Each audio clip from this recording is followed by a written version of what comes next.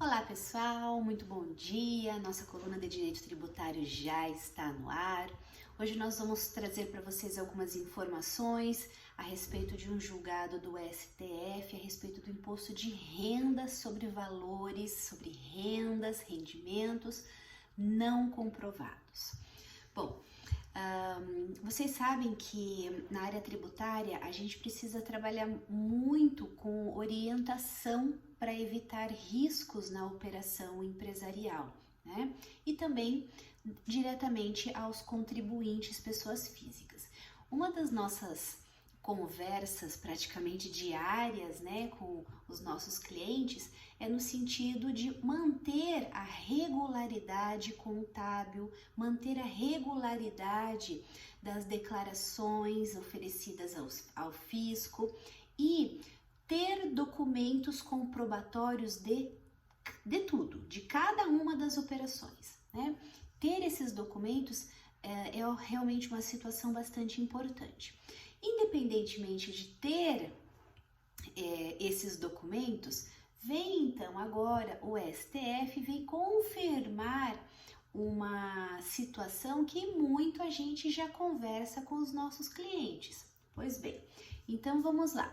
O Supremo Tribunal Federal, ele validou através do julgamento de um recurso extraordinário, que é 855.649, que a cobrança do imposto de renda, ela incide inclusive sobre aqueles depósitos, aquela renda que não foi comprovada, que não tem o documento operacional registrado daquele depósito, tá?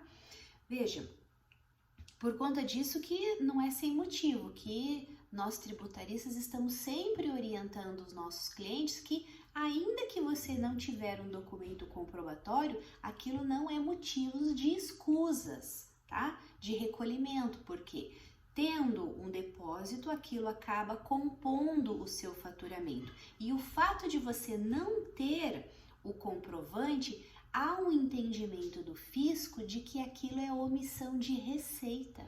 E daí vem uma autuação com uma penalidade por conta de que isso é considerado uma infração à legislação tributária. Bom, esse caso apreciado pelo STF teve um contribuinte pessoa física que tinha na sua conta bancária inúmeros depósitos, tá? E esses depósitos não tinham demonstração, não tinham comprovação. O contribuinte alegou que aquelas movimentações financeiras eram originários de depósitos em cheques, dinheiro, títulos e empréstimos decorrentes de uma empresa de factoring. Veja, independentemente desta alegação do contribuinte, não houve a juntada de documentos, ainda que esse contribuinte tenha sido intimado para apresentar os documentos, ele não apresentou para o fisco. Com base nisso, houve então uma autuação de que todos aqueles depósitos, todos aqueles valores creditados na sua conta corrente representam então omissão de receita e por conta disso houve a aplicação, a imposição de o recolhimento tributário. Uma coisa importante que a gente precisa mencionar aqui em relação a isso, né? Vejam, a gente tem aqui o artigo 42 da Lei 9.430 de 96 estabelece que caracterizam-se também omissão de receita ou de rendimento os valores creditados em conta de depósito ou de investimento mantidos junto a uma instituição bancária em relação aos quais o titular, pessoa física ou jurídica, regularmente intimado, não comprove mediante a documentação hábil e idônea a origem dos recursos utilizados nesta operação. Nós temos o artigo 43 do Código Tributário Nacional, que a respeito do aspecto material da regra matriz de incidência do imposto de renda, é a aquisição ou a disponibilidade de renda ou acréscimos patrimoniais, tá? Diversamente do que foi apontado por esse contribuinte nesse recurso extraordinário, o artigo 42 da Lei 9.430 de 96, ele não ampliou o fato gerador, ao contrário, ele trouxe uma possibilidade de se impor uma exação contra o contribuinte que, apesar de intimado, não apresenta os comprovantes da origem desses rendimentos, né?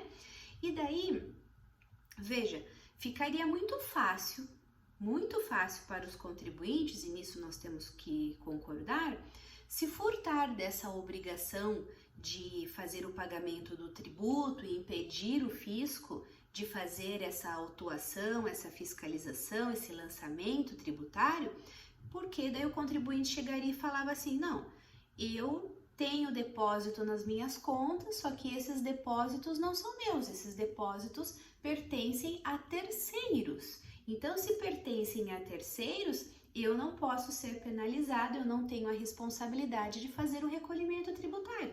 Seria muito fácil se desincumbir desse ônus, né?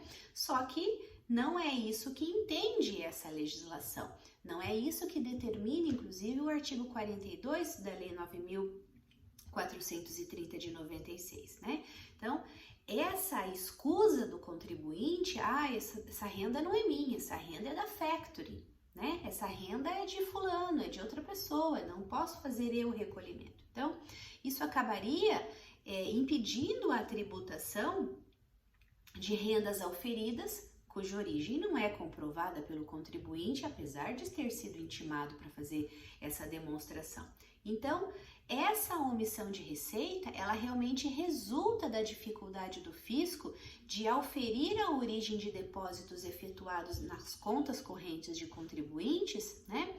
Bem como o valor exato das receitas e dos faturamentos tributáveis, o que significa também atribuir o ônus de prova ao contribuinte, omisso nesse caso.